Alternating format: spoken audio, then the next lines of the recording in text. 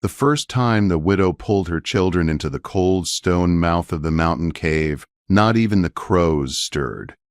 There was no wind, no rustle of trees, only the hard crunch of her boots against frozen soil. Settlers stood along the trail and watched. They did not speak to her, because they did not need to. Their turned backs and low laughter said everything. Her name was Miriam Vale. She was 33 years old, a widow of a railroad carpenter whose spine had been broken clean in two by a falling beam. He was buried without a coffin. All she had left of him were two things: a pair of wool-lined gloves, patched again and again with sinew, and a dull-edged hand axe. And then there were the children. Lena, 10 years old, quiet as snowfall, and Jacob, 6, stubborn and wide-eyed, always sniffing the air like a pup that did not trust the world. They moved into the cave not because Miriam was mad, and not because she wished to live wild. They moved there because the cabin she tried to buy was taken by another family with louder voices and more friends. The next cabin had 3 walls and no roof, and collapsed before winter even arrived. There was nowhere else, just the cave. So Miriam did not argue with fate. She wrapped her children tighter in blankets, dragged their handcart off the trail, and vanished into the stone.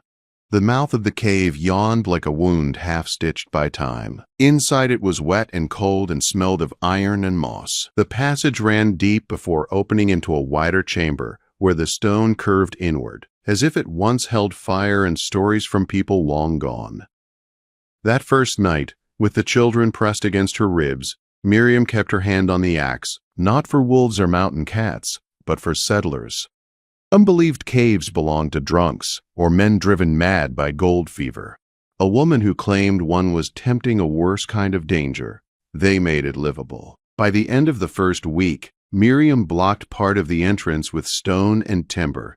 Smoke slipped through a narrow crack she packed with damp clay. Pine boughs lined the floor to trap heat and smell. She boiled broth from roots and marrow until the air grew thick and warm. When footsteps passed above the rocks, Miriam went still, listening with her eyes. The settlers called it the mole hole. One of them, a man named Bart Crawley, rode up one afternoon and leaned down from his mule. He shouted that she did not need to live like that, said it looked sad and cold. Miriam did not answer. She held Lena's hand tighter and pressed a wet cloth to Jacob's chest as he coughed. That same week, the first snow fell. It came early and soft but heavy. By December, the trail was buried in silence. The blizzard did not announce itself. It came without warning, one quiet morning when snow began to fall like thick cotton, and did not stop. By midday, the flakes were heavy, slapping against the cave wall and hissing into the fire crack. The settlers below did not think it would be bad.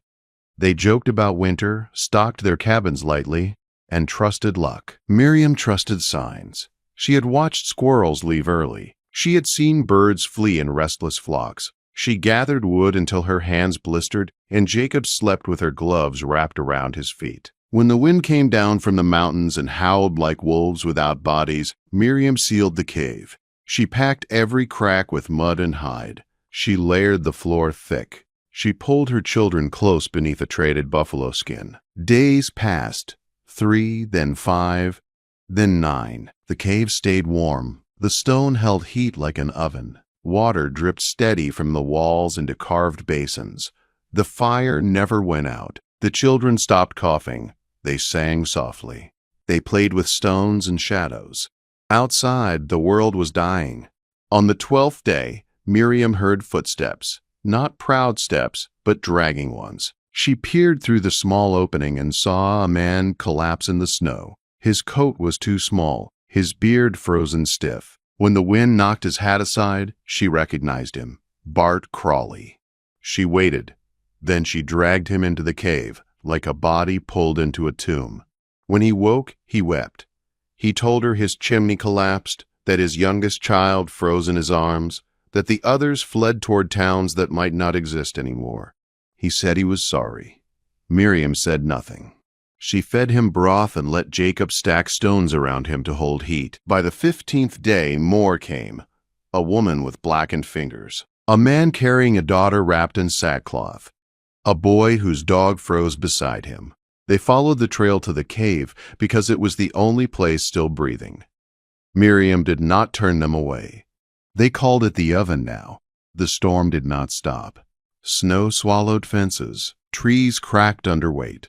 Men vanished in drifts taller than barns. The cave stayed warm, but it had limits. Wood ran low. Food spoiled. Miriam counted mouths and logs and knew a truth she did not speak. On the 19th night, she stood at the entrance, holding her axe and listening to the wind. Then she saw movement on the trail below, a figure stumbling toward the ridge, and behind him, more shapes. Too many, too quiet. She sealed the cave tighter. She whispered for the others to stay low and silent.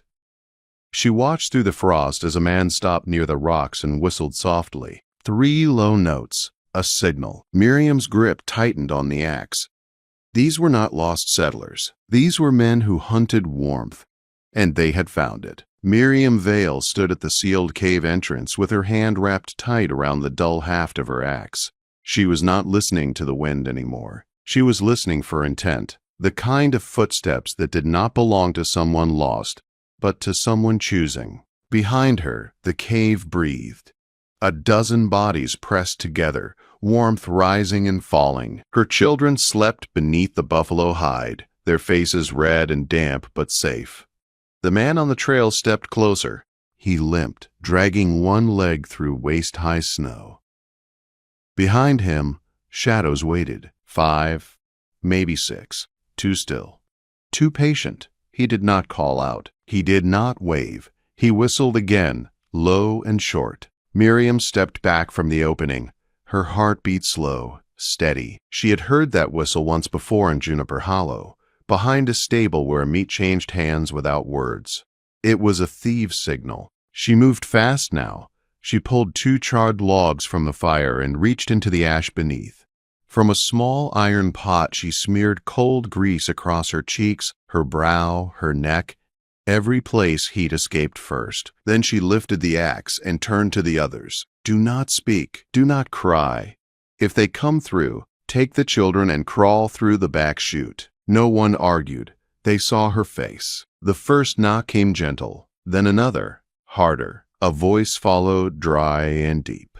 He said they were travelers, said they meant no harm. Another man laughed, sharp and wild, asking how many people she had inside. Miriam let the silence stretch until it became something ugly. Then she spoke, just loud enough to carry. She said she had enough shot to blind a bear, and enough men behind her to finish what was left. She said the snow would be red till spring. It was a lie, but a strong one.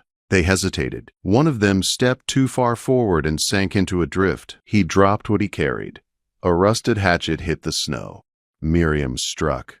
She flung open the barrier just long enough to hurl a burning log into the drift. Fire licked white snow. A gun went off blind and wild. She slammed the wall shut and dropped the beam into place. Inside, no one screamed. Jacob held a stick like a sword.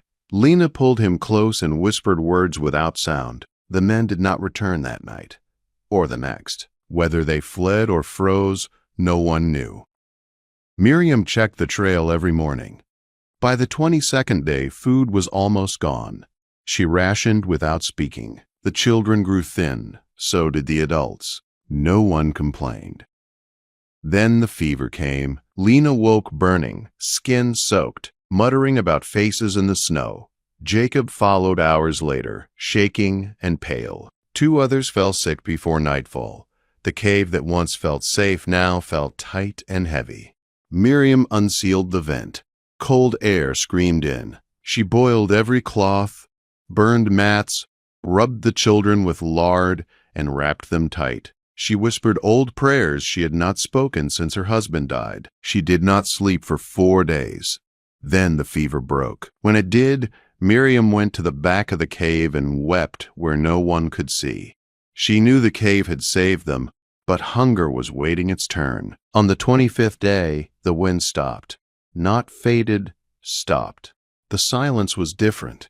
She heard dripping, melt. She opened the cave fully for the first time in weeks. The world was thinner. Broken fences poked from drifts. like fingers from graves. The sky was pale. The storm had passed. People stepped out blinking. Some laughed. Some cried. Bart Crawley stood beside her and said they made it. But Miriam did not celebrate. She watched the trail. The others spoke of returning to cabins, rebuilding. Miriam stayed. She cut wood. She dug channels. Jacob asked why. She told him the storm ended, not the cold. She told him people were rushing back to places that no longer remembered them. When the others left, they offered thanks and supplies. Miriam refused. She watched them disappear down the trail without looking back. Then the valley began to reveal itself. The smell came first. Rot. Death. Jacob found a wagon half buried in snow. Inside were supplies. Cornmeal. Oats. Honey. A rifle. No bodies.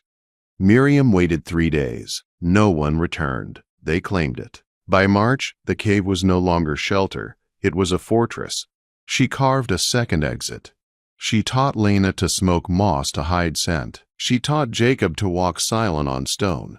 Then a dog came, mangy, scarred, watching. It ran back into the valley without a sound. They are coming back, Miriam said that night. Spring came thin and weak. Game was scarce. Word spread. People came to the cave. Miriam fed them, taught them, warned them. Some lived, some did not. Then a man came not for shelter, but for ownership. He wore a fine coat and spoke of county land and arrangements. He said others would come anyway.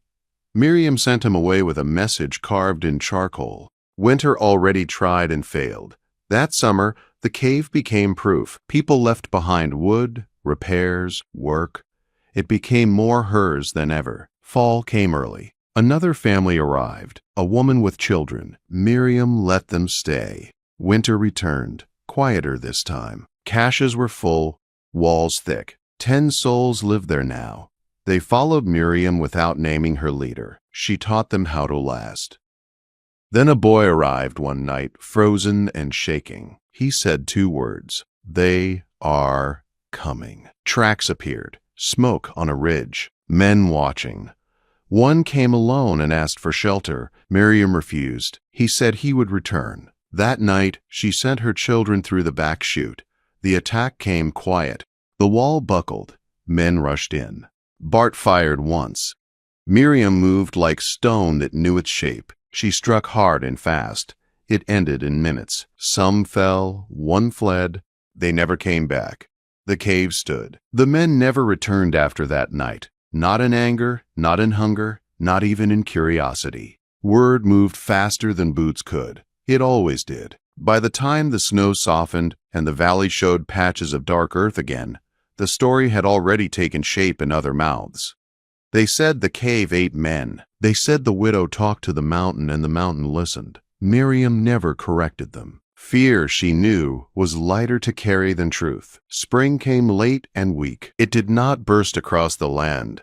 It crept. Snow retreated in thin lines, pulling back into shadows and cracks. Grass returned like a whisper. The river ran again, low and slow, tired from the effort. Cabins below stood crooked or hollow. Some burned, some crushed, some simply abandoned. People returned to places that felt smaller than they remembered. Miriam did not leave. The cave had changed her. Or maybe it had only revealed what was already there. Each morning she rose before light and checked the vents, the walls, the caches. Jacob followed her now, quiet and sure-footed. His cough was gone. His shoulders had squared. Lena spent hours drawing on the cave walls with charcoal, mapping ridges and passes, sketching fires and shadows, recording memory so it could not lie later. Those who passed through the valley sometimes climbed the trail just to see it. Some brought questions, some brought fear. Miriam offered neither comfort nor stories. She offered broth, a place to warm hands, and a warning spoken plain. The land does not love you. It only forgets to kill you sometimes. Some listened, some did not. Summer came thin but real. Game returned in cautious numbers. Jacob learned to trap rabbits and dress them clean. Lena learned which roots burned the tongue and which eased pain. The cave grew quieter, steadier. Not empty, not crowded, balanced. Years passed without ceremony. Bart Crawley died one autumn evening by the fire. He did not suffer. He simply closed his eyes and did not open them again. They buried him near the ridge where the wind passed gentle. Elenina Hart stayed another year after that, then followed him quietly in her sleep. Others came and went, some for a season, some for a single night. The cave remembered them all, but did not hold them. Miriam grew older. Her hands thickened, her hair grayed, her back bent slightly, not from weakness, but from habit. She had carried weight for a long time. The winters after the great blizzard were never as cruel, but they were never kind either. Each year tested something new: hunger, illness, men with plans and paper who spoke of ownership and law. Miriam outlasted them all, not with anger, but with refusal. She refused to hurry, refused to panic, refused to give the mountain reasons to notice her again. Lena left first. She was grown by then. Her maps traded for food and safe passage. She promised to return. She did sometimes with news of towns rebuilding and roads reopening. Jacob left later, driving goats along higher trails, returning with meat and stories. He always came back to the cave. Always. Miriam stayed. When she died, it was spring. The fire was warm. The smoke rose straight through the vent. Her children were beside her, older now, steadier than the world had ever been for her. She did not speak last words. She did not need to. Her life had already said enough. They buried her behind the cave, beneath a stone cut by hand. No name carved fancy, just Miriam Vale. The cave did not change after she was gone. It remained what it had always been: stone, shelter, truth. People still speak of the widow in the blizzard. They say she was spared by luck or magic or mercy. Those who stayed long enough know better. She was spared because she watched, because she waited, because when the storm came, she did not run.